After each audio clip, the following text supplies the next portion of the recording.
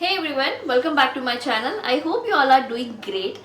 मागच्या वर्षी मी एक व्हिडिओ अपलोड केला होता नऊवारी साडी सोप्या पद्धतीने कशी नेसायची आणि त्या व्हिडिओला तुम्ही एवढा प्रतिसाद दिलात जवळजवळ 30 लाखापेक्षाही जास्त लोकांनी तो व्हिडिओ पाहिला आणि लाईक केला आणि म्हणूनच मी अजून एक नऊवारी साडी तुमच्यासोबत घेऊन येत आहे ती म्हणजे ब्राह्मणी नऊवारी साडी सोप्या पद्धतीमध्ये कशी नेसायची। ही साडी मी अगदी स्टेप बाय स्टेप कशी नेसायची हे दाखवलं आहे, सो व्हिडिओ स्किप न करता संपूर्ण बघा म्हणजे तुमच्या लक्षात येईल की ही साडी नेसणं किती सोपं आहे। त्याचबरोबर जर तुम्ही माझ्या चॅनलवरती नवीन असाल तर हाय, मी रश्मी आणि मी मेकअप, फॅशन आणि ब्युटी रिलेटेड कंटेंट अपलोड करत असते। जर तुम्हाला या विषयांमध्ये इंटरेस्ट असेल तर माझ्या चॅनलला सबस्क्राइब नक्की करा आणि नोटिफिकेशन बेल सुद्धा ऑन ठेवा म्हणजे मी कधी व्हिडिओ अपलोड केला हे तुम्हाला नक्की समजेल। So now let's begin with the video.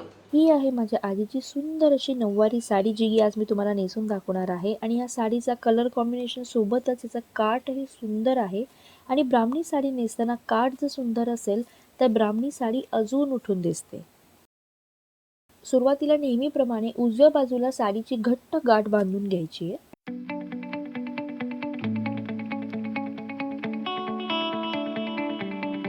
आणि त्यानंतर लगेचच मी पदर काढून घेणार आहे आणि त्याला पिनांनी सेट सुद्धा करणार आहे।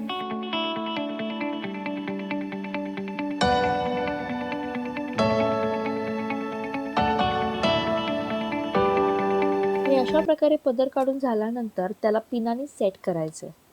आता एक पिन मी पदराच्या एंडला लावलेला आहे आणि त्यानंतर सगळ्या निऱ्या ज्या आहेत त्या मी एकसारख्या करून आणि त्यानंतर मी दुसरा पिन जिथे आपला शोल्डरचा भाग येतो तिथे लावणार आहे। इथे अशा प्रकारे मी मिऱ्या सेट करून घेते। सगळ्या मिऱ्या व्यवस्थित अरेंज करायच्या आहेत आणि जशी आपण नॉर्मल साडी नेसतो तशाच प्रकारे मी हा पदर मागच्या साईडने फिरवून घेऊन डाव्या खांद्यावरती ठेवणार आहे। एवढं लक्षात घ्या की जो सेकंड पिन मी लावला होता तो शोल्डरवरती आला पाहिजे जेणेकरून आपल्या पदराची एक मोठी लांबी आपल्याला मिळेल। पदर थोडासा मोठाच ठेवायचा आहे कारण साडी नेसल्यानंतर लक्षात येतं की पदर हळूहळू छोटा झालेला आहे। आता आपल्याला समोरच्या मिऱ्या काढायच्या पण ह्या मिऱ्या काढण्यापूर्वी पायांमध्ये थोडंसं अंतर ठेवून उभं राहायचं आहे आणि मागचा भाग आपल्याला अशा प्रकारे ओढून घेऊन साडीच्या आतल्या बाजूने वर काढून खोचायचं आहे। आता इथे एक गोष्ट लक्षात घ्या, इथे आपल्याला हा खोचलेल्या भागाला पिन लावायचा आहे। पूर्वीच्या बायका साडी नेसायच्या त्या केळं काढायच्या, ते केळं काढल्यामुळे साडी सुटण्याचा प्रश्नच नव्हता। पण आता आपण केळं न काढता ही मेथड यूज करतोय त्यामुळे इथे सेफ्टी पिन लावायला अजिबात विसरायचं नाहीये। मागच्या साईडने तुम्हाला जेवढं टाईट हवं आहे तेवढं टाईट व्यवस्थित ओढून घ्यायचं पुढच्या साईडला आणि मग पिन लावायचं आहे। आता आपण समोरच्या निऱ्या काढून घ्यायच्या आहेत। हा जो उरलेला भाग आहे ह्या सगळ्या भागाच्या मी निऱ्या काढून घेणार आहे। निऱ्या काढून झाल्यानंतर ह्या सगळ्या निऱ्या व्यवस्थित सेट करायच्या आहेत। ह्या सगळ्या निऱ्या काढून झाल्यानंतर त्यांना उजव्या साईडला टर्न करायचं आहे आणि डाव्या बाजूची जी शेवटची निरी आहे तिला व्यवस्थित घट्ट ओढून घ्यायचं आहे आणि सगळ्या निऱ्या व्यवस्थित सेट करायच्या आहेत। सेट करून झालं की ह्या सगळ्या निऱ्या व्यवस्थित खोचून घ्यायच्या आहेत। ओके, इथपर्यंत तर सगळ्यांना जमतं। आता येतो महत्त्वाचा भाग, तो म्हणजे काष्टा काढायचा कसा।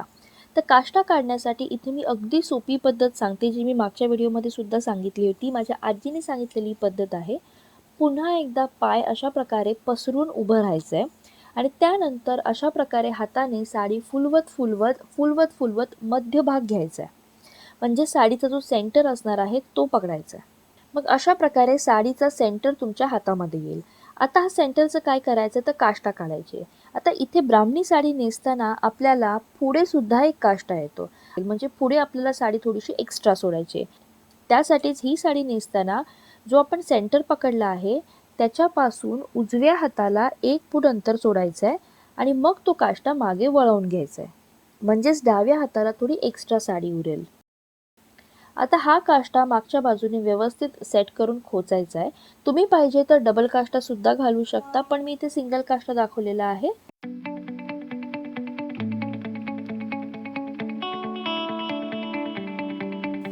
काष्टा खोचून झाल्यानंतर अशा प्रकारे पदर आणि मागचा भाग व्यवस्थित सेट करून घ्यायचा आहे म्हणजे छान अशा चुन्या पडतील।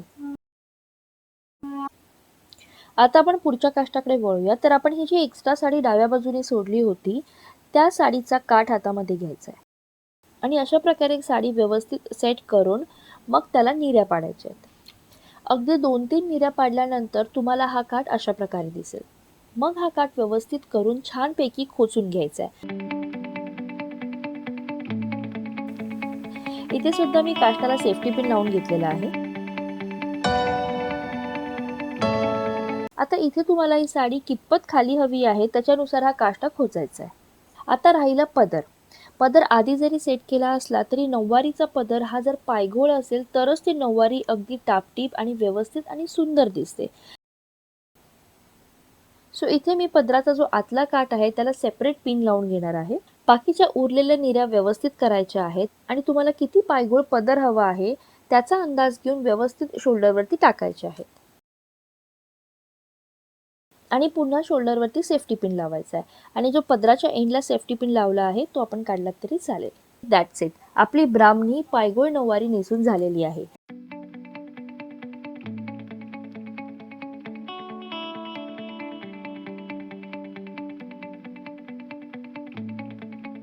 That's it. पाहिलं ब्राह्मणी नऊवारी साडी नेसणं किती सोपं होतं.